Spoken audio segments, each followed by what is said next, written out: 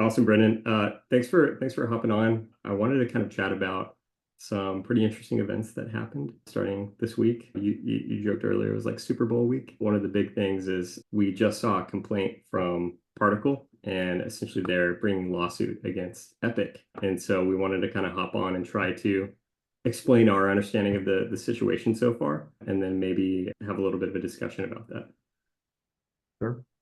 So really quick, we put together just a quick timeline for folks. So essentially, Epic, everybody knows, as one of the most dominant EHR systems. According to the complaint, they reach 81 to 94% of the population with at least one record being held in Epic. And obviously, with the scale of EHRs, there's a very high switching cost. And Epic keeps on adding on additional services to drive more value and make those switching costs potentially even higher. And then in 2021, Epic implemented their Epic Payer Platform, EPP, which has grown to kind of be one of the dominant payer platforms. So that's a little bit of the backdrop here. Maybe my first question is, what even is a payer platform? Who are the payer platforms? How do they work? What's going on there?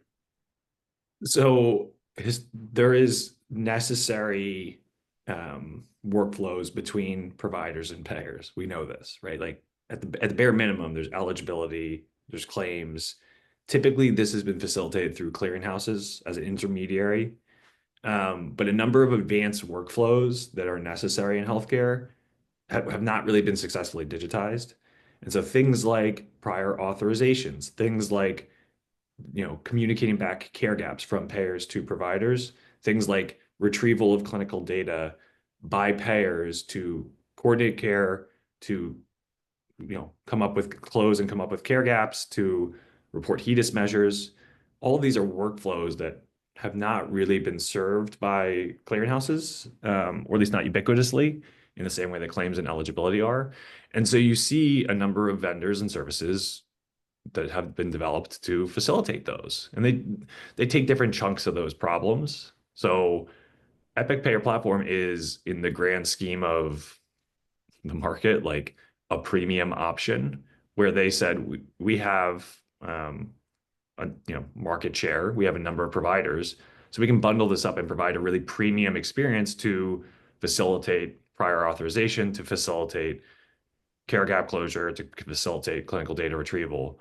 But there are other solutions on the market, notably Moxie Health, Datavant, Vim, and according to the brief by Particle, they claim that they are a payer platform.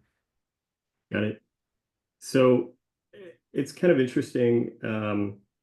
Essentially, Particle came around and they had, I'm not sure if it was a new strategy, a novel strategy compared to Moxie, Vim, and some of these other players, Datavant.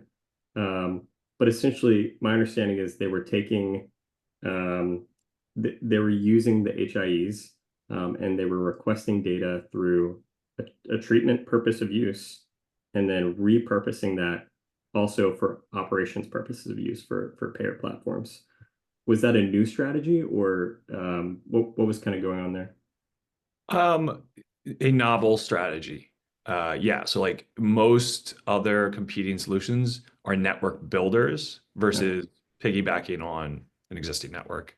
And so central to Particle's saying is that um, that the secondary use of data under HIPAA is legal, and thus piggybacking in this way is okay.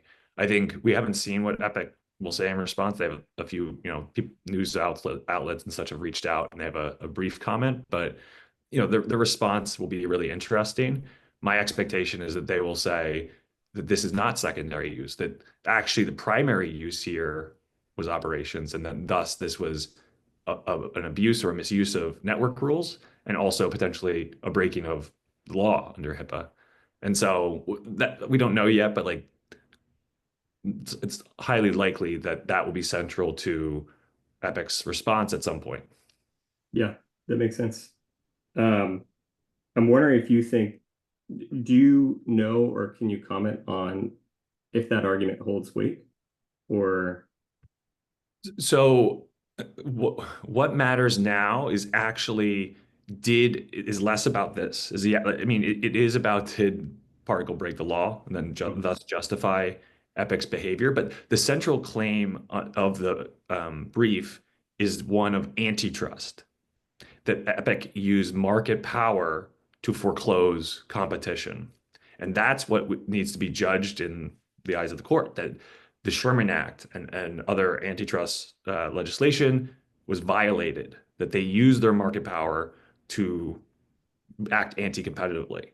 And so is on Particle and anyone else that may sort of piggyback on this to, because these types of cases often attract amicus briefs and other people that have grievances against a market leader.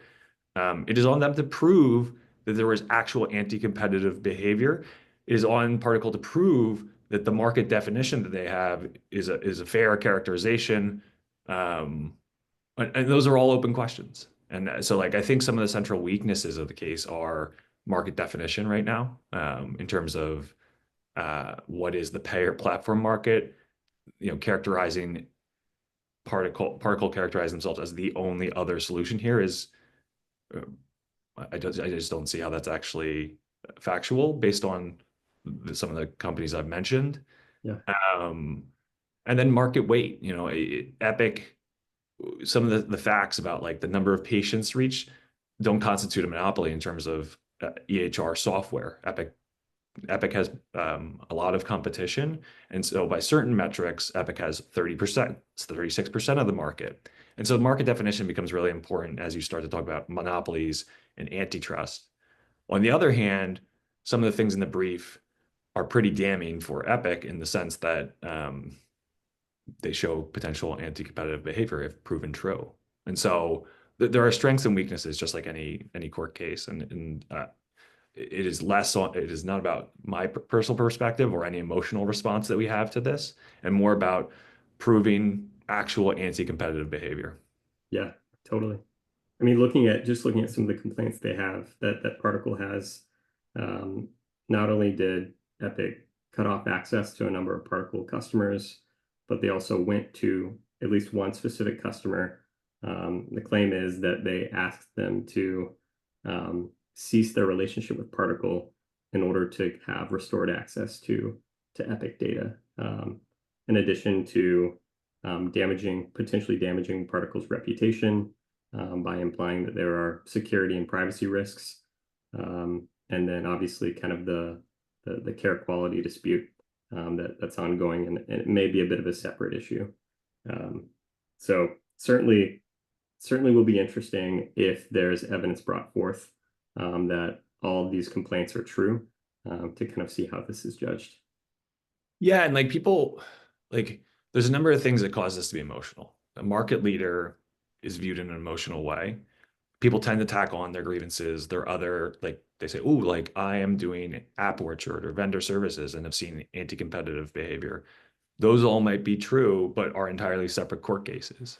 And so what's important here, and especially with antitrust and monopoly claims, which are very difficult to get through, is to prove anti-competitive behavior.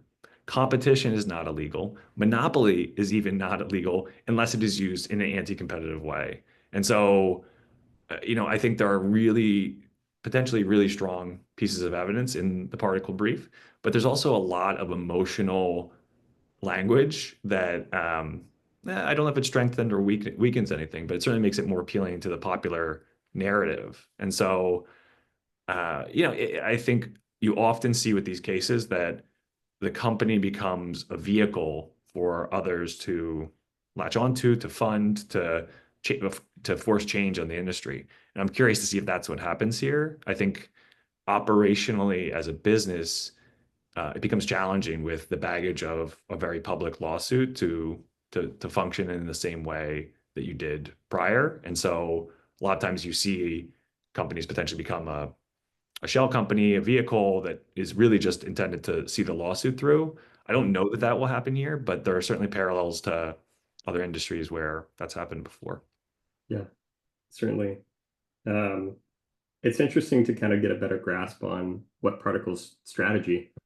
is if they're essentially betting the company on the result of this lawsuit, kind of what the game theory looks like there. Have you thought through that at all?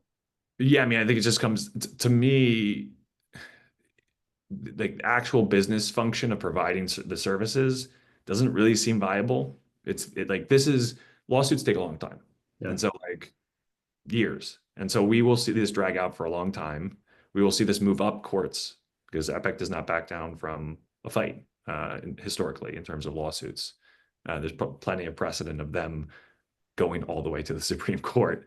And so this will drag on. The reputational damage, the financial damage that's already occurred will either stay or be multiplied by a lawsuit. And so likely the strategy is to win, is to change the industry. Like that is the goal for Particle, to change the dynamics of the industry in terms of data access, in terms of the antitrust implications for Epic, in terms of divesting parts of their business or breaking up or whatever may occur, is that they felt backed into a corner and they decided to flip the table. And that means that the outcome is not to extract the original business plan of providing data to payers via secondary use, but to completely change the future of healthcare technology. Yeah. Well, it's going to be an interesting case. We may have to do it may take a few years, but we're going to have to do at least one more follow-up. And I think it'll be fun to look back and see what we said here today. But thanks for hopping on with me, Brendan. Yeah. Thanks for having me. Awesome. Cheers.